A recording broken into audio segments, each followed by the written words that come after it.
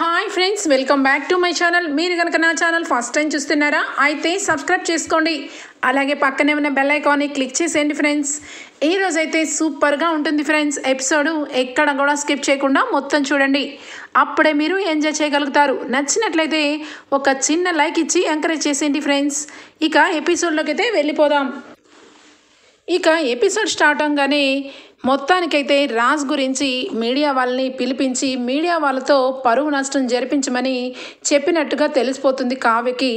రాహుల్ రుద్రాని ఇద్దరు చేయించారని. ఇక ఆ విషయం గురించి ఎవరు లేని టైంలో ఇద్దరిని నిలదీసి అడిగేసరికి ఇక రుద్రాని అయితే తప్పు రాజ్ చేశాడు, మరి నేను మీడియాని పిలవడంలో తప్పే ఉంది, ఉన్న విషయమే కదా చెప్పాను అనగానే ఇక వెంటనే అవునా సరే అయితే ఇక మా ఆయన తప్పు చేశారని ఆ తప్పుని నలుగురు ముందు బహిర్గతం చేయడానికి మీరే చేయించారని ఇంట్లో వాళ్ళకి ఒక్క మాట చెప్తే మీ పరిస్థితి ఏమవుతుంది అని చెప్పి అనగానే ఇంతలో స్వప్న కూడా వస్తుంది.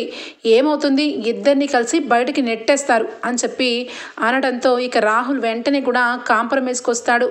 ఇక మేము ఎట్టి పరిస్థితుల్లో రాజ్ గురించి ఇలా చేయడం తప్పే, కానీ ఇంకెప్పుడు కూడా ఇక రాజ్ గురించి ఆ రకంగా చెయ్యం అని చెప్పి రాహుల్ అంటూ ఉంటే ఇక రుద్రాని మాత్రం ఇక మెల్లగా ఉంటూ ఏంటి, నేనేమి తప్పేమీ చేయలేదు, కరెక్టే చేశాను, ఏదైనా ఉంటే ఏం చేయగలుగుతావు నువ్వు అని చెప్పి రెచ్చిపోతూ ఉంటే ఇక స్వప్న అవునా సరే అయితే లోపల హాల్లో నిజానికి మీరు ఏ తప్పు చేయలేదని నిరూపణ చేయండి. ఇక రాజ్ అలా బిడ్డను తీసుకొచ్చిన విషయం గురించి మేమందరికీ మీడియా వాళ్ళని పిలిపించాము, కావాలంటే నా తప్పే ఉంది అని చెప్పి ఇక అందరి ముందు అడుగు, అప్పుడు తప్పొప్పులు ఎంచుతారు అని చెప్పి వెళ్ళబోతుంటే ఇక వెంటనే కంగారు పడుతూ ఉంటుంది రుద్రాణి. ఈ వెంటనే చెయ్యి పట్టుకొని ఏంటి రుద్రాణి గారు, ఏంటి వదిలేయమంటారా, మీరు ఏ తప్పు చేయలేదు కదా అంటే ఇక వెంటనే భయపడుతూ ఇక సైలెంట్ అయిపోతుంది. ఇక వెంటనే అంటుంది స్వప్న, వీళ్ళకి ఇలా వదిలేయకూడదే కావ్య, ఖచ్చితంగా వీళ్ళ గురించి ఇంట్లో వాళ్ళతో చెప్పాలి, అప్పుడే వీళ్ళకి బాగా బుద్ధి వస్తుంది అని చెప్పి అంటూ ఉంటుంది.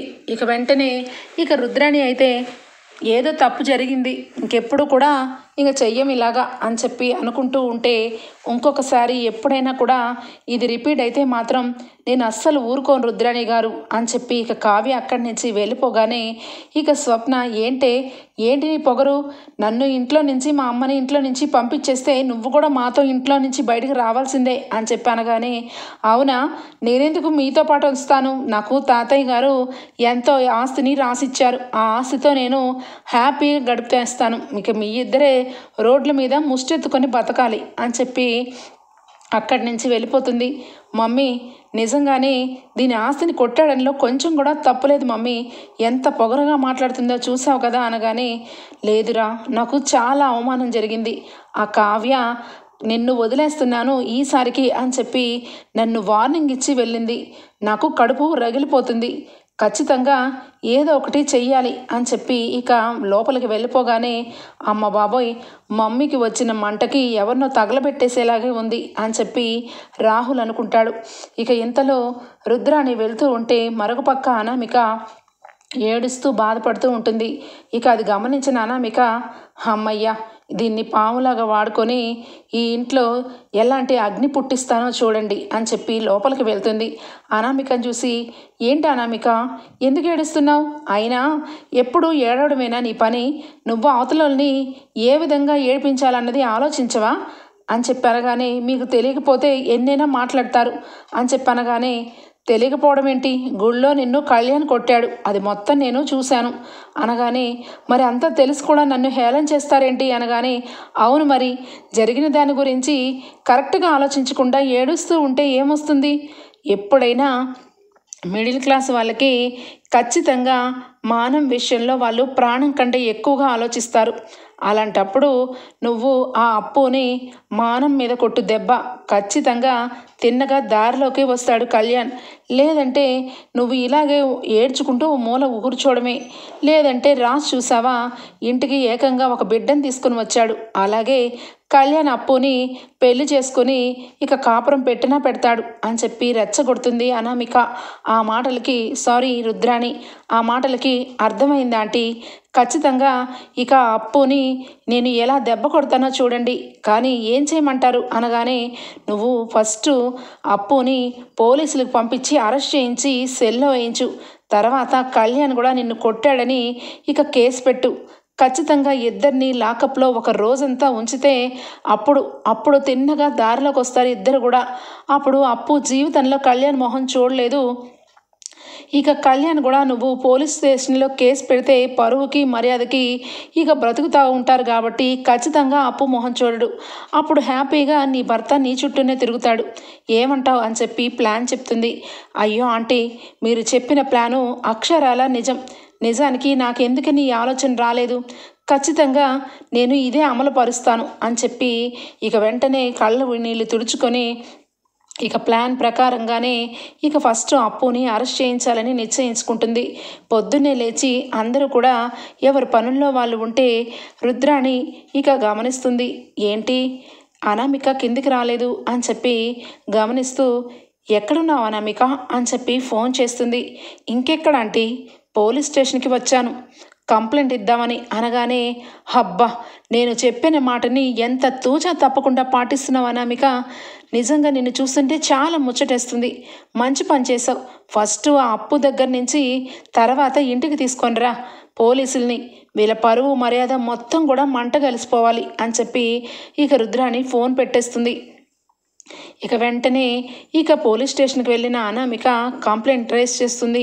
నా భర్త నేను ఇద్దరం కలిసి ప్రేమించి పెళ్లి చేసుకుంటే మా ఇద్దరి మధ్యలో చిచ్చు పెట్టడానికి నా భర్తతో ఇక అడ్డదారులు తొక్కుతూ నన్ను పక్కన మొహానికి పక్కకు నెట్టేసి వాళ్ళిద్దరూ ఇష్టం వచ్చిన చట్టాపట్టాలు వేసుకొని తిరుగుతున్నారు సార్. అదేంటి అని అడిగితే, నన్ను నా భర్త కొట్టాడు, అంతా ఆ అప్పు మూలంగానే, ఆమెని అరెస్ట్ చేయండి సార్, అక్రమ సంబంధం పెట్టుకున్న వాళ్ళని అలా ఎలా వదిలేస్తారు సార్ అని చెప్పి ఏడ్చుకుంటూ ఇక రిపోర్ట్ని తయారు చేస్తుంది అనామిక. ఇక వెంటనే పోలీస్ ఆఫీసర్లు తను ఇచ్చిన రిపోర్ట్ని చూసి, అవునా, వాళ్ళ అడ్రస్ ప్రకారం వాళ్ళు ఎక్కడుంటారు అని చెప్పి మొత్తం కూడా కనుక్కొని ఇప్పుడే ఆ అమ్మాయిని విచారించడానికి పోలీసుల్ని పంపిస్తానమ్మా, నువ్వేమి బాధపడద్దు అని చెప్పి ఇక అనామికని పోలీసులు అయితే కూర్చోమంటారు. ఇక వెంటనే అక్కడి నుంచి పోలీసులు బయలుదేరుతారు అప్పు వాళ్ళ ఇంటికి.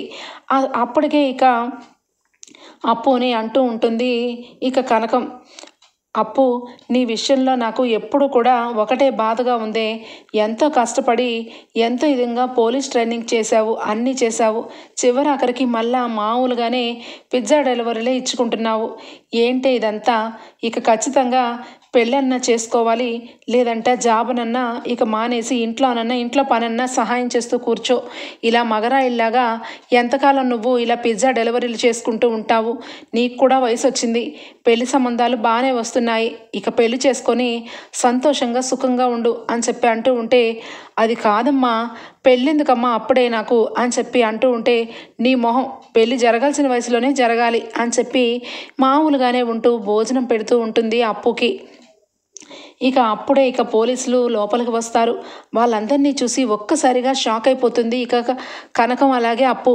ఎవరు మీరు, ఎవరు కావాలి మీకు అని చెప్పి కనకం అడగగానే, అప్పు అంటే ఎవరు అనగానే, నేనే సార్ అనగానే, పద పోలీస్ స్టేషన్కి, నీ మీద అనామిక అనే ఆవిడ కంప్లైంట్ ఇచ్చారు అనగానే కనకం, అదేంటి, నా కూతురు ఏ తప్పు చేసింది, అనామిక కంప్లైంట్ ఇవ్వడం ఏంటి అనగానే, అదంతా మాకు తెలీదు, పోలీస్ స్టేషన్కి వస్తే అక్కడ వివరాలన్నీ కూడా మా ఎస్ఐ గారు చెప్తారు, అప్పటి వరకు అప్పు మాతో రావాల్సిందే అని చెప్పి ఇంకా పోలీసులు అయితే అప్పుని తీసుకొని వెళ్ళిపోతారు. అప్పు అని చెప్పి ఇక అంటూ ఉంటే ఇక ఇంతలోనే ఇక ఏమి కాలు చెయ్యి ఆడదు ఇక కనకానికి.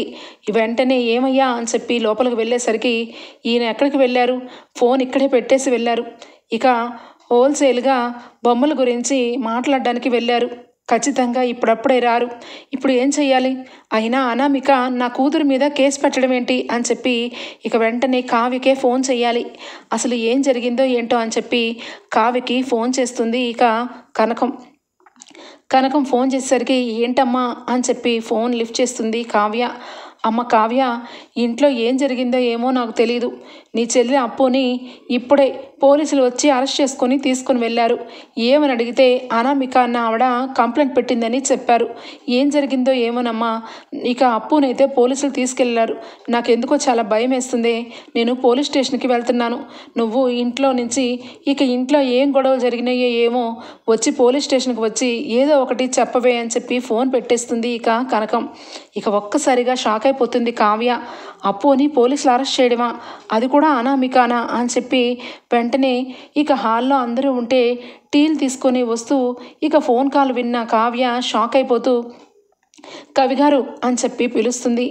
ఏమైంది వదిన అనగానే అనామిక ఎక్కడుంది అని చెప్పి అనగానే ఏమో నాకు తెలియదు వదిన, నేను విడిగా పడుకుంటున్నాను, నాకేమీ తెలీదు అనగానే రూమ్లో ఉందా లేదా అని చెప్పి ఇక అనామిక అనామిక అని పిలిచేసరికి ఎక్కడ కనిపించదు. ఇక వెంటనే అంటే తను కూడా పోలీస్ స్టేషన్ దగ్గరే ఉందన్నమాట అని చెప్పి అసలు ఏమైంది కవిగారు, అనామిక వెళ్ళి ఇక అప్పు గురించి పోలీస్ స్టేషన్లో కంప్లైంట్ పెట్టిందంట. అప్పుని తీసుకొని పోలీసులు తీసుకొని వెళ్ళారంట. అసలు ఏం జరిగింది అని చెప్పి అనగానే కుటుంబం అందరూ కూడా షాక్ అయిపోతాడు. రాజు ఒక్కసారిగా కళ్యాణ్ ఏంటి అనామిక వెళ్ళి అప్పు మీద కేసు పెట్టిందా, ఏం జరుగుతుందిరా, ఏమైంది అని చెప్పి ఇక రాజు అంటే అన్నయ్య ఈ విషయంలో నేను ఏ తప్పు చేయలేదు, కానీ ఆ అనామిక మాత్రం కావాలని పని కట్టుకొని ఇక నన్ను అప్పుని కావాలని టార్గెట్గా నోటికి వచ్చినట్టు కారు కూతలు కూసింది అని చెప్పి అంటూ ఉంటాడు. అసలు ఏమైందిరా, ఎందుకు అనామిక పోలీస్ స్టేషన్కి వెళ్ళే వరకు ఎందుకు తెచ్చావు అని చెప్పి దానిలక్ష్మి గట్టిగా నిలదీసేసరికి అమ్మ నువ్వే బాగా దానికి కొమ్ములు ఇచ్చావు, అందుకే ఈరోజు ఇక అది పోలీస్ స్టేషన్లో నుంచి అప్పు మీదకి ఇక కక్ష తీర్చుకోవడానికి వెళ్ళినట్టుంది. నిన్న కూడా అంతే, కనీసం అవతల వాళ్ళు ఏ రకంగా మాట్లాడుతున్నారు ఏంటి అన్నది తెలియకుండానే ప్రవర్తిస్తూ ఉంటుంది. నిన్న అన్నయ్య వాళ్ళ గురించి మీడియా వాళ్ళు కావాలనే టార్గెట్ చేశారు. ఇక ఆ విషయం నేను చూశాను కళ్యాణ్ అని చెప్పి అప్పు నాకు చెప్పి ఈ విషయం నీ దగ్గరికి తీసుకురావాలని పద కళ్యాణ్ అని చెప్పి అంటూ ఉంటే ఇక వెంటనే ఈ అనామిక వచ్చి అప్పు గురించి చాలా చండాలంగా మాట్లాడింది. మీ ఇంట్లో అందరూ కూడా ఇదిగో మీ అన్నయ్యలాగే ఇక మీ బ్లడ్లోనే ఉంది, పిల్లలు ఉన్నా కూడా పక్కన వేరొకరితో అక్రమ సంబంధం పెట్టుకొని బిడ్డల్ని కంటారని చాలా నీచంగా మాట్లాడింది అన్నయ్య నీ గురించి, ఇక అప్పు గురించి. ఇక నువ్వు కూడా ఏదో ఒకరోజు కళ్యాణ్తో ఇదే విధంగా చేస్తావు కదా అని చెప్పనింది. నా ప్రాణం సహించలేదు, అందుకే నేను చెంప పగల కొట్టాను అని చెప్పి అంటాడు కళ్యాణ్. ఇక ఇంతలో వెంటనే విన్నారు కదా ఇన్స్పెక్టర్, ఇక నన్ను కొట్టాడంటే మీరే అర్థం చేసుకోవాలి. కనీసం భార్య అన్న గౌరవ మర్యాదలు లేకుండా గుళ్ళో అందరి ముందు నన్ను అవమానించి కొట్టాడు. డొమెస్టిక్ వైలెన్స్ ప్రకారం నన్ను అరెస్ట్ చేస్తున్నాడు. కాబట్టి ఆయన్ని తీసుకొని సెల్లో వేయండి అని చెప్పి పోలీసుల్ని తీసుకొని వస్తుంది అనామిక. పోలీసులతో అనామిక వచ్చేసరికి కుటుంబ సభ్యులందరూ కూడా షాక్ అయిపోతారు. అసలు అనామిక ఏంటి ఎంత ఘోరంగా ప్రవర్తిస్తుంది అని చెప్పి ఇందిరాదేవి సీతారామయ్య అయితే ఆశ్చర్యపోతూ చూస్తూ ఉంటారు. ఇక వెంటనే పోలీసులు వచ్చి సార్ ఇక ఖచ్చితంగా మేడం గారు వచ్చి కంప్లైంట్ పెట్టారు, అందుకే మా రూల్స్ ప్రకారం మేము ఇంటికి వచ్చాము, ఏమీ అనుకోకండి సార్, ఖచ్చితంగా కళ్యాణ్ సారు పోలీస్ స్టేషన్కి రావాల్సిందే అని చెప్పి అనగానే కళ్యాణ్ లేచి వెళ్తూ ఉంటే ఆఖరా కళ్యాణ్ ఏదైనా ప్రూఫ్స్ ఉంటేనే ఏదైనా కంప్లైంట్ చేస్తారు, ఏ ప్రూఫ్ లేకుండా కళ్యాణ్ని ఎలా అరెస్ట్ చేస్తారు అని చెప్పి అంటూ ఉంటే వెంటనే అనామిక భారీగా నన్ను కొట్టాడన్న ప్రూఫ్ ఆయనకు ఇచ్చాడు కదా సార్, అది కూడా అక్కడ అరెస్ట్ చేసిన ఆ అమ్మాయి గురించే. నా జీవితంలో నాకు కొంచెం కూడా సుఖము సంతోషం లేకుండా ప్రేమించానని పెళ్లి చేసుకొని ఇక ఇంటికి తీసుకొని వచ్చి నన్ను గదిలో ఉంచేసి తన దారిని తను ఇష్టం వచ్చినట్టుగా ఆ అప్పు అనే అమ్మాయితో ఎక్కడ పడితే అక్కడ తిరుగుతూ ఎక్కడ పడితే అక్కడ ఎలా పడితే అలా ఉంటున్నారు. ఇక ఖచ్చితంగా రిపోర్ట్ని చెయ్యాల్సిన అవసరమే లేదు, నేను భరించలేను, ఖచ్చితంగా ఆయన్ని సెల్లో తీసుకొని వెయ్యాల్సిందే అని చెప్పి ఇక గట్టిగా మాట్లాడుతుంది. ఇక ఒక పక్క అందరూ కూడా అనామిక విషయంలో అనామిక అని చెప్పి మాట్లాడుతూ ఉంటే పోలీసులు అమ్మ మీరు చెప్పినట్టుగానే మేము అరెస్ట్ చేయడానికే వచ్చాము, కానీ ఎలాంటి ప్రూఫ్స్ ఉన్నాయో లేవో తర్వాత ప్రస్తుతానికైతే ఆవిడ గారు ఇచ్చిన ఇక అరెస్ట్ చేస్తున్నారు అన్న కంప్లైంట్ పెట్టారు కాబట్టి ఇక ఖచ్చితంగా మేము ఆయన తీసుకొని వెళ్ళాలి సార్. తర్వాత కావాలంటే మీరు ఏదైనా దారి వెతకండి, అప్పటి వరకు మాత్రం ఆవిడ ఇచ్చిన కంప్లైంట్ మీదే మేము ఉంటాము అని చెప్పి అనగానే కళ్యాణ్ కూడా పోలీసులతో పాటు వెళ్ళిపోతాడు. ఇక దానిలక్ష్మి ఏడుపుతో కళ్యాణ్ అని చెప్పి బాధపడుతూ చాలా కోపంతో చూస్తూ ఉంటుంది. ఇక కావ్య వంక కావ్య చూస్తూ ఉంటే ఇక ఒక పక్కన ఇందిరాదేవి సీతారామయ్య అసలు అనామికకి కొంచెం కూడా బుద్ధి లేకుండా ప్రవర్తిస్తుంది. ఇంటి గుట్టు మొత్తం కూడా వీధిలో పెట్టేసింది. ఈరోజు కళ్యాణ్ని పోలీసులు అరెస్ట్ చేసుకుని తీసుకొని వెళ్తుంటే మనకి ఎంత బాధగా ఉందో ఆ బాధకు పదింతల బాధ కనకం వాళ్ళు కూడా అనుభవిస్తున్నారు. ఆడపిల్లని కూడా అరెస్ట్ చేయించింది అనామిక అని చెప్పి అనగానే చాలండి అత్తయ్య గారు, ఇప్పటికీ మీరు ఇంకా ఏమీ తెలుసుకోకుండా ఎలా మాట్లాడతారు? నా కొడుకు ఈరోజు జైలుకి పోలీసులు అరెస్ట్ చేసుకుని తీసుకొని వెళ్తున్నారు అంటే అందుకు కారణం ఎవరు? ఇదిగో ఇక్కడ నుంచొని ఉందే ఈ కావ్య వల్ల ఫ్యామిలీనే. వీళ్ళు తక్కువ వాళ్ళు కాదు. ఖచ్చితంగా పరువుని మర్యాదని అంతా మంట గలిపేసే వరకు విడిచిపెట్టరు. నా కొడుకు అమాయకుడు.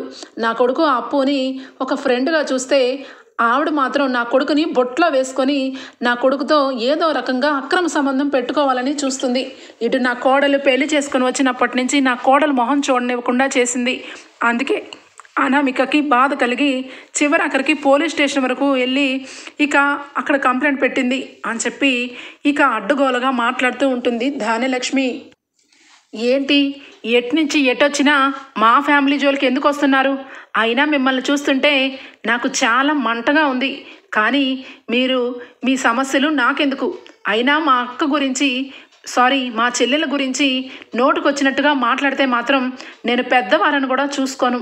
అయినా మీ సొంత కొడుకుని మీ కోడలు పోలీస్ స్టేషన్కి తీసుకొని వెళ్ళి ఎక్కిస్తే ఇంకా అనామిక మంచిది, అనామిక చాలా మంచిది అని చెప్పి మాట్లాడుతున్నారంటే ఏదో మీకు అయ్యింది, ఖచ్చితంగా స్క్రూ ఏదో లూజ్ అయ్యింది అని చెప్పి అంటుంది స్వప్న. నోరు మూసుకొనుండు, స్క్రూ నాకు లూజ్ అవ్వడం ఏంటే? మీ ఇంట్లో వాళ్ళందరూ కూడా కలిసి నా కొడుకుని యామర్చి చివరాఖరికి వాడిని జైల్లో పెట్టేలాగా చేస్తున్నారు. మీ అందరి అంతూ చూస్తాను. నా కోడల్ని నా కొడుకుని ఇద్దరిని కూడా విడదీసేసి ఏదో రకంగా అప్పుని ఇంటికి తీసుకొని రావాలని చూస్తున్నారేమో. అస్సలు జరగనివ్వను. వీలైతే నా కొడుకు విషయంలో 4 చీవాట్లు అందరి ముందు నా కొడుకుని పెట్టి కావాలంటే వాళ్ళిద్దరిని విడికాపురంగానే పంపిస్తానేమో కానీ ఖచ్చితంగా మీ ఇంట్లో వాళ్ళందరి సంగతి చూడకుండా వదలను అని చెప్పి ధాన్యలక్ష్మి తెగ రెచ్చిపోతూ ఉంటుంది. వెంటనే ఇంట్లో వాళ్ళందరూ అలా బాధపడుతూ ఉంటే జరగాల్సిన విషయాలు పక్కన పెట్టేసి అనవసరమైన విషయాలు ఎందుకు? ఇప్పుడు కళ్యాణ్కి అప్పుకి బెయిల్ కావాలి, ఖచ్చితంగా బెయిల్ తీసుకొని రావాలి అని చెప్పి ఫోన్లో రాజ్ అయితే ఫోన్ చేస్తూ ఉంటే వెంటనే అక్కడికి వచ్చి ధాన్యలక్ష్మి, రాజ్ ఎవరి గురించి నువ్వు బెయిల్ గురించి మాట్లాడుతున్నావు? నీ తమ్ముడు కళ్యాణ్కి బెయిల్ ఇప్పించు, అక్కడ వరకు బాగానే ఉంటుంది. కానీ ఆ అప్పుకి మాత్రం ఎలాంటి బెయిలు ఇవ్వడానికి వీల్లేదు. ఆ అప్పుకి ఈరోజు రాత్రంతా సెల్లో ఉంటే రెండో రోజు నా కొడుకుతో మాట్లాడడానికి భయపడుతుంది అని చెప్పి అంటూ ఉంటుంది ధాన్యలక్ష్మి. అప్పు జైల్లో ఉందన్న సంగతి తెలుసుకున్న కావ్య హుటాహుటిగా అక్కడికే వెళ్ళిపోతుంది. ఇంట్లో ఎవరు కూడా ఉండరు, కావ్య ఉండదు. రాజ్ అయితే బాబు దగ్గర పెట్టుకొని ఖచ్చితంగా కళ్యాణ్కి బెయిల్ ఇప్పించాలి అని చెప్పి ఫోన్ల మీద ఫోన్లు చేసి మొత్తానికి తన ఇన్ఫ్లుయెన్స్ అంతా ఉపయోగిస్తూ కళ్యాణ్ అయితే అలాగే అప్పు విషయంలో ఏమి గొడవలు లేవని చెప్తూ ఉంటాడు లాయర్ గారికి. ఇంతలో కళ్యాణ్ని పోలీసులు తీసుకుని వెళ్ళేసరికి అప్పు పోలీస్ స్టేషన్లో కూర్చొని ఉంటుంది. వెంటనే అక్కడికి మీడియా వాళ్ళందరూ వచ్చి ఏంటి, ఏం తప్పు చేశారు? అయినా పరాయి వ్యక్తులతో అంత చక్కగా ఉంటూ రాసుకొని పూసుకొని తిరుగుతూ ఉంటారు. కనీసం వీళ్ళకి సిగ్గు అనేది ఉండదే ఏమో. ఎవరు పడితే వాళ్ళు ఎవరి జీవితాన్ని వాళ్ళకి ఇదిగో ఇలాగే ఆడదానికి ఆడదే శత్రువు అని నువ్వు ఒక ఆడదానివే కదా, వేరొక ఆడమ్మాయి జీవితాన్ని ఎందుకు నాశనం చేయాలనుకున్నావు అని చెప్పి నోటికి వచ్చినట్టుగా అప్పుని నోరు పారేసుకుంటూ ఉంటారు అక్కడ జనాలందరూ కూడా. వెంటనే కావ్య వెళ్ళేసరికి అదిగో వాళ్ళ అక్కలా ఉంది. ఏమమ్మా కనీసం కొంచెం కూడా మీ చెల్లికి బుద్ధి లేదా? ఒక పెళ్ళైన వాడితో ఆ రకంగా అక్రమ సంబంధం పెట్టుకుంటూ ఉంటే చూస్తూ మీరు ఏం చేస్తున్నారు? కనీసం కొంచెం కూడా మర్యాద లేదా? ఆ అమ్మాయి జీవితానికి ఒక అర్థం లేదా అని చెప్పి అంటూ ఉంటుంది ఒక వాడ పోలీసు. వెంటనే కూడా కావ్య చాలా సీరియస్గా, మా చెల్లెలు ఎలాంటి తప్పు చేయదు, అనవసరంగా తప్పుగా మాట్లాడద్దు, అసలైనా మీరు మా చెల్లెల్ని ఇక అలాగే కవి గారిని తప్పుగా మీరు ఏ రకంగా అనుకుంటారు? వాళ్ళిద్దరూ కూడా చాలా మంచి స్నేహితులు, వాళ్ళిద్దరూ కూడా తప్పు చేయరు అనగానే, మరి అవునా, తప్పు చేయకపోతే మరి ఏ రకంగా భార్యని హింసించడం మొదలుపెట్టాడు అని చెప్పని లోపలే ఇక అనామిక ఖచ్చితంగా పోలీస్ స్టేషన్లో న్యాయం జరుగుతుందనే వచ్చాను సార్, ఇక ఇదిగోండి మా ఆయన అని చెప్పి అంటూ ఉంటే ఇక కళ్యాణ్ని ప్రశ్నల మీద ప్రశ్నలు వేస్తూ ఉంటారు పోలీస్ ఆఫీసర్ అయితే. ఏంటి, ప్రేమించి పెళ్లి చేసుకున్నాం, అక్కడ వరకు బాగానే ఉంది, కానీ ఈ అక్రమ సంబంధాలేంటి? ఈ అక్రమ సంబంధం పెట్టుకొని సొంత భార్యని హింసిస్తున్నావంట, ఎందుకని అని చెప్పి అంటూ ఉంటే, లేదు సార్, మీకేదో రాంగ్ ఇన్ఫర్మేషన్ ఇచ్చారు, ఇక నేను కొట్టడం అయితే జరిగింది, కానీ తనని క్యారెక్టర్ లేకుండా మాట్లాడుతుంది, తను నా ఫ్రెండ్ అండి అని చెప్పి కళ్యాణ్ చాలా మర్యాదగా చెప్తాడు. ఇక వెంటనే కూడా అనామిక, లేదు సార్, వాళ్ళిద్దరూ మమ్మల్ని నన్ను చాలా హింస పెడుతున్నారు, ఎప్పుడు చూసినా ఏ విషయంలోనా వాళ్ళిద్దరే భార్య భర్తల్లాగా ఒక బండి మీద రోడ్డు మీద తిరగడం, ఇక నేను వచ్చి ఏమన్నా అంటే నన్ను హింస పెట్టడం అని చెప్పి ఇంకాస్త ఎక్కువగా రిపోర్ట్లో రాసి కళ్యాణ్ని అలాగే అప్పుని ఇరికించే ప్రయత్నం చేస్తూ ఉంటే ఇంతలో రాజ్ లాయర్ని తీసుకొని వస్తాడు. వచ్చి ఇక రాజుని చూసి ఒక్కసారిగా పోలీస్ ఆఫీసర్ అయితే నుంచొని, అయ్యో సార్, మీరేంటి ఇలా వచ్చారు అనగానే, కళ్యాణ్ మా తమ్ముడు అనగానే, అవునా, కళ్యాణ్ మీ తమ్ముడా? అది మరి మీ ఇంటి సమస్య అయితే ఒక ఫోన్ అయితే చేస్తే అర్థమే సరిపోయేది కదా సార్, ఇదేంటి మరి ఇక్కడ వరకు అని చెప్పనగానే, వాళ్ళు ఏదో గొడవ పడ్డారు, చిన్న కన్ఫ్యూజ్, అంతకుమించి ఏమీ లేదు, దయచేసి ఇక ఈ రిపోర్ట్ ప్రకారం రాంగ్ రిపోర్ట్ అని మీరు రిపోర్ట్ ఇచ్చి మా తమ్ముడిని అలాగే ఆ అమ్మాయి అప్పుని వదిలిపెట్టండి అనగానే, వెంటనే అనామిక, ఏంటి మీరు అలా వదిలేస్తారు, నా భర్త విషయంలో నాకు న్యాయం కావాలి అనగానే, ఎలాంటి న్యాయం అయినా కూడా ఖచ్చితంగా ఇంట్లో జరుగుతుంది, ఎట్టి పరిస్థితుల్లోనూ ఎవ్వరు కూడా పోలీస్ స్టేషన్కి ఇంట్లో వాళ్ళు ఇంతవరకు ఎప్పుడు రాలేదు, కానీ ఈరోజు మొట్టమొదటిసారిగా నువ్వే వచ్చావు, తగిన న్యాయం చెయ్యాలి అంటే ఇంట్లో వాళ్ళందరూ ఉన్నారు, ఇంటి పెద్దలందరూ ఉన్నారు, నేటికొచ్చినట్టుగా ఎవరు మడివి పడితే వాళ్ళ మీద కంప్లైంట్లు పెట్టుకుంటూ వెళ్ళిపోతే ఇక ఎంతవరకు బంధాలకి బంధుత్వాలకి తావు ఉంటుంది అని చెప్పి రాజ్ గట్టిగా అనేసరికి ఇక సైలెంట్గా ఉంటుంది అనామిక.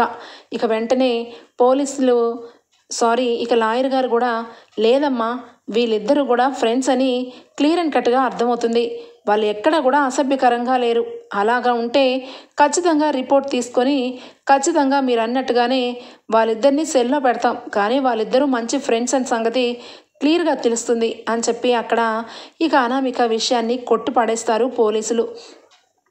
ఇక అప్పు అయితే చాలా బాధపడుతుంది. ఇక అక్కడ ఉన్న వాళ్ళందరూ కూడా, ఏమిటే పెద్దవాళ్ళందరూ ఇలానే సమర్థించుకుంటూ ఉంటారు, కానీ బుద్ధి లేకుండా ఈ అమ్మాయే ఆయన్ని పట్టుకుంది, ఎంతైనా ఉన్నవాడు కదా, డబ్బు కోసం ఎరవేసినట్టుంది, భార్యకి ఎంతైనా ఖాళీ పోలీస్ స్టేషన్ వరకు తీసుకొని వచ్చింది, ఎంతమందిని చూడలేదులే ఇలాంటి వాళ్ళని, చూడ్డానికి ఏదో మగోళ్ళలాగా చాలా మంచిగా తయారైంది, కానీ లోపల వేసేవన్నీ కూడా ఇగో ఇలాంటి రకాలు అని చెప్పి ఇక నోటికి వచ్చినట్టుగా మాట్లాడుతూ ఉంటే కనకం చాలా కుమిలిపోతుంది. అప్పుని తీసుకొని ఇక పోలీస్ స్టేషన్ నుంచి కావ్య అయితే బాధపడుతూ అప్పు అని చెప్పి అనగానే ఇక కళ్ళమ్మట నీళ్ళు కూడా రావు, అప్పుకి చాలా రాయి గుండెలాగా మారిపోతుంది. ఇక అక్కడి నుంచి వెళ్ళిపోతుంటే బ్రో అనగానే, కళ్యాణ్ పద అని చెప్పి ఇక రాజ్ అయితే కళ్యాణ్ని కారులో కూర్చోమంటాడు. ఇక అనామిక కూడా కూర్చుంటుంది. ఇక అటు రాజ్ వాళ్ళు ఇటు అప్పు వాళ్ళు ఎవరి దారిన వాళ్ళు వెళ్ళిపోతారు.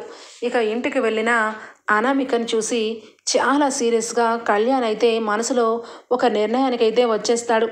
ఈ అనామికని ఏదో రకంగా నేను ఏ రకంగా ప్రేమించానో అర్థం కావట్లేదు, నిజానికి నేను అసలు అనామిక మీద ఏ రకంగా మనసు పడ్డానో, ఇంత ఘోరంగా దీని ప్రవర్తన ఉంటుంది, ఇటు అప్పు విషయంలో ఇంత ఘోరంగా ఆలోచించి ఒక ఆడపిల్ల జీవితమే తీసేద్దామనే మెంటాలిటీతో నేను ఉండను గనక ఉండను అని చెప్పి మనసులో అనుకుంటాడు. ఇక వెంటనే కూడా ఇంటికి వెళ్ళగానే అందరూ కూడా కళ్యాణ్ గురించి ఎదురు చూస్తూ ఉంటే కళ్యాణ్ చాలా నిశ్శబ్దంగా కారు దిగి ఒంటరిగా లోపల రూమ్లోకి వెళ్ళిపోతాడు. కళ్యాణ్ అని చెప్పి మధ్యలో మాట్లాడుతూ ఉంటే ఖచ్చితంగా నాకు కొంచెం స్పేస్ కావాలి అని చెప్పి కళ్యాణ్ అయితే సీరియస్గా లోపలికి వెళ్ళిపోతాడు.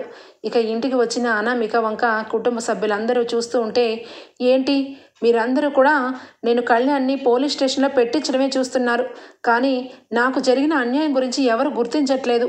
నిజానికి నేను కళ్యాణ్ని ప్రేమించి పెళ్లి చేసుకున్నాను, కానీ ఈరోజు కళ్యాణ్కి నాకు నేనే వెళ్ళి అరెస్ట్ చేయించాను అంటే నా గుండె ఎంత పగిలిపోయి ఉంటుందో ఒకసారి అర్థం చేసుకోండి. ఆ అప్పు విషయంలో కళ్యాణ్ ఇప్పటికే చాలా బోర్డర్ దాటేశాడు. ఇంకా తన మాయలో పడేసుకుంది ఆ అప్పు. ఖచ్చితంగా కళ్యాణ్ విషయంలో కుట్ర అయితే ఉంది. అందుకే కళ్యాణ్కి బుద్ధి చెప్పాలనుకున్నాను. తన మనసు ఖచ్చితంగా ఎవరు మంచి ఎవరు చెడు అన్నది తెలుసుకోవాలనుకున్నాను. మీరందరూ కూడా నన్ను ఏమార్చే ప్రయత్నం చేస్తున్నారని నాకు అర్థమైంది. అందుకే నేను వెళ్ళి న్యాయం కోసం పోలీస్ స్టేషన్కి వెళ్ళాను అని చెప్పి సీరియస్గా అక్కడి నుంచి అనామిక వెళ్ళిపోతుంది. ఇంటి కుటుంబం అందరూ కూడా అనామిక చేసిన పనికి ఎవ్వరికీ కూడా నచ్చదు. అసలు కనీసం అనామిక ఇంత ఘోరంగా ప్రవర్తించింది ఏంటని ధాన్యలక్ష్మి అపర్ణ అనుకుంటూ ఉంటుంది. వెంటనే అప్పు విషయంలో కళ్యాణ్ అయితే చాలా బాధపడతాడు. కళ్యాణ్కి అనామిక మీద అసహ్యం మొదలవుతుంది. ఖచ్చితంగా ఈ అనామికని నేను డైవర్స్ ఇచ్చి వదిలించుకోవాలి, లేదంటే ఇది ఈ రకంగానే ఉంటే నాకు మనసు ప్రశాంతత ఉండదు. నా వల్ల అప్పు జీవితం మీదకే బాణంలా మారుతుంది ఈ అనామిక అని చెప్పి అనుకుంటాడు. ఇంతలోనే అనామిక అయితే వాళ్ళ అమ్మ ఫోన్ల మీద ఫోన్లు చేస్తూ ఉంటే వెళ్ళి ఫోన్లో మాట్లాడుతూ ఉంటుంది. ఏమైంది బేబీ, పోలీస్ స్టేషన్కి తీసుకొని వెళ్ళావా అల్లుడు గారిని అని చెప్పనగానే వెళ్ళాను మమ్మీ, ఖచ్చితంగా నా దారిలోకే వస్తాడు. నోరు తెరిచి అప్పు అన్న మాట అనడానికి కూడా భయపడతాడు. అలా చేశాను. ఖచ్చితంగా రేపో మాపో ఆస్తి విషయంలో కూడా ఇలాగే అందరినీ రెచ్చగొట్టి డబ్బుని మన వైపుకు వచ్చేలాగా చూస్తాను అని చెప్పి అంటూ ఉంటుంది. అదే టైంలో ధాన్యలక్ష్మి అటు సైడ్గా వెళ్తూ పక్కకి చూసేసరికి అనామిక వాళ్ళ అమ్మతో మాట్లాడుతూ ఉంటుంది. ఏం మాట్లాడుతుందా అనామిక అని చెప్పి అక్కడే నుంచొని ధాన్యలక్ష్మి వింటూ ఉంటే మమ్మీ నేను అనుకున్నది అనుకున్నట్టుగా ప్లాన్ ప్రకారం అన్నీ జరుగుతున్నాయి. ఆ అప్పు విషయంలో నా కక్ష తీరిపోయింది. ఖచ్చితంగా అప్పు నా మధ్యకి రాదు. ఎందుకంటే బాగా అందరి ముందు దాన్ని తక్కువ చేసి అందరి ముందు క్యారెక్టర్ లేకుండా చేశాను కాబట్టి అని చెప్పి అంటూ ఉంటుంది. ఒకవైపు ధాన్యలక్ష్మి వింటున్న సంగతి తెలియక మమ్మీ నేను అనుకున్న ప్రకారం అనుకునేటట్టే అన్ని ప్లాన్ల ప్రకారం చేస్తున్నాను, కాబట్టి రేపో మాపో కళ్యాణ్ ఆస్తిని కూడా పంచమని చెప్పి మా ఆస్తి మాకు ఇవ్వమని మొత్తానికైతే నేను చాలా పెద్ద గొడవకి ప్లాన్ గీశాను. రేపటి రోజున కళ్యాణ్ అయితే మన ఇంటికి రావడం ఖాయం. ఎందుకంటే పోలీస్ స్టేషన్లో అప్పు విషయంలోనే కంప్లైంట్ పెట్టిన దాన్ని ఆస్తి విషయంలో కోర్టు వరకు వెళ్తానని బెదిరిస్తాను. పరుగు పడిచచ్చే ఫ్యామిలీ కాబట్టి అంతవరకు రానివ్వరు. నన్ను కళ్యాణ్ని వేరు కాపురం పెట్టించి మెల్లగా ఆస్తిని మన వైపు లాక్కుంటాను అని చెప్పి అంటూ ఉంటే ధాన్యలక్ష్మి అనామిక మాటలు విని షాక్ అయిపోతుంది. అనామిక ఎంత నీచ బుద్ధి కలదా, చివరాఖరికి డబ్బు కోసం నా కొడుకుని ఎంత ఘోరంగా ఆడుకుంటుందా అని చెప్పి వింటూ ఉంటే అవతల నుంచి సరే కానీ ఇప్పుడు ఏంటి పరిస్థితి ఇంట్లో అనగానే ఏముంది, నేను ఇప్పుడు కావాలని కళ్ళల్లో జండుబాం రాసుకొని మరీ మా అత్తయ్య దగ్గరికి వెళ్ళి ఏడుస్తాను. కళ్యాణ్ అంటే నాకు చాలా ప్రాణం. కళ్యాణ్ లేకపోతే నేను ఉండలేను. ఏదో నేను ఆ టైంలో అలా చేశాను తప్పించి కళ్యాణ్ మీద నాకు ఎటువంటి దురుద్దేశం లేదని చెప్పి కావాలని మా అత్తయ్యని ఏదో రకంగా బుట్టలో వేస్తాను. ఎందుకంటే ఆవిడంతా తెలుగు తక్కువ దద్దమ్మ, ఇంట్లో ఎవరూ లేరు. నేను అరెస్ట్ చేయించి పోలీస్ స్టేషన్ వరకు తీసుకొని వెళ్ళినా ఇంకా నా గురించే నన్నే వెనకేసుకొని వస్తుంది. అంటే దీన్ని బట్టి నీకేమర్థమైంది? ఇప్పుడు ఖచ్చితంగా మా అత్తయ్యని వెళ్ళి నా డ్రామా వైపు తిప్పుకోవాలి అని చెప్పి ఫోన్ని కట్ చేసి పక్కకు చూస్తుంది. అంతే. అక్కడ ధాన్యలక్ష్మి పెద్దగా కళ్ళు చేసుకుంటూ చూస్తూ ఉంటుంది. ఒక్కసారిగా అనామిక షాక్ అయిపోతుంది. అవును, నా అంత అమాయకురాలు ఎవరూ లేరు కాబట్టే నిజంగానే నీ బుట్టలో నేను పడిపోయానే. నిజంగా నాకు తెలివి తక్కువ ఉండడం బట్టే నిన్ను నేను నా కొడుకు కంటే ఎక్కువగా చూస్తున్నాను. నిజానికి నీలాంటి వాళ్ళని ఇంటిలోంచి మెడబెట్టి గెంటేయాలి అని చెప్పి అంటూ ఉంటే ఇక పరుగు పరుగున అక్కడికి కళ్యాణ్ వస్తాడు. కళ్యాణ్ వచ్చి ఏంటమ్మా ఏమైంది అనగానే, ఒరే కళ్యాణ్, ఇది కావాలని నిన్ను ఇరికించే ప్రయత్నం చేస్తుందిరా. నిన్నది ప్రేమించలేదు. మన డబ్బు కోసం నిన్ను కావాలని ప్రేమించినట్టు నటించింది. ఇక దానికి డబ్బే ముఖ్యం కాబట్టి నిన్ను పోలీస్ స్టేషన్లో పెట్టించి రేపటి రోజు ఆస్తి గురించి కోర్టు వరకు వెళ్ళి మరీ తన డబ్బును తీసుకొని తన పుట్టింటికి వెళ్ళాలని ఆలోచిస్తూ వాళ్ళ అమ్మతో మాట్లాడుతుందిరా ఈ అనామిక అని చెప్పి అనగానే, ఇక అనామిక చేసిన విషయానికి కళ్యాణ్కి అప్పటికే అసహ్యం కలగడం వల్ల అనామిక చంప చెల్లుమని కొట్టి, నువ్వు నన్ను ప్రేమించావు అన్న ఒకే ఒక కారణం వల్ల నిన్ను ఇప్పటి వరకు నేను ఎంత పెద్ద తప్పు చేసినా ఇంట్లోంచి పంపించలేదు. కానీ నువ్వు నా విషయంలో మొత్తం డ్రామా నాటకాలే ఆడేవని సంగతి తెలిసినాక నీతో నేను ఎలా ఉంటాననుకుంటున్నావు? ఇంట్లో నుంచి మర్యాదగా పో. ఎక్కడికి వెళ్తావో నీ ఇష్టం. పోలీసులో కంప్లైంట్ ఇస్తావో లేదా కోర్టుకు వెళ్తావో నీ ఇష్టం. ఎక్కడికైనా వెళ్ళు అని చెప్పి అనగానే, నన్నే కొడతావా? ఇంట్లో నుంచి నన్నే వెళ్ళమంటావా? నేను ఎక్కడ వరకునైనా వెళ్ళగలుగుతాను. చివరాఖరికి కోర్టు వరకు వెళ్తాను అనగానే, కోర్టు వరకు కాదు కదా, ఇక నువ్వు ఎక్కడి వరకు వెళ్ళినా ఎవ్వరికీ కూడా నేను భయపడను.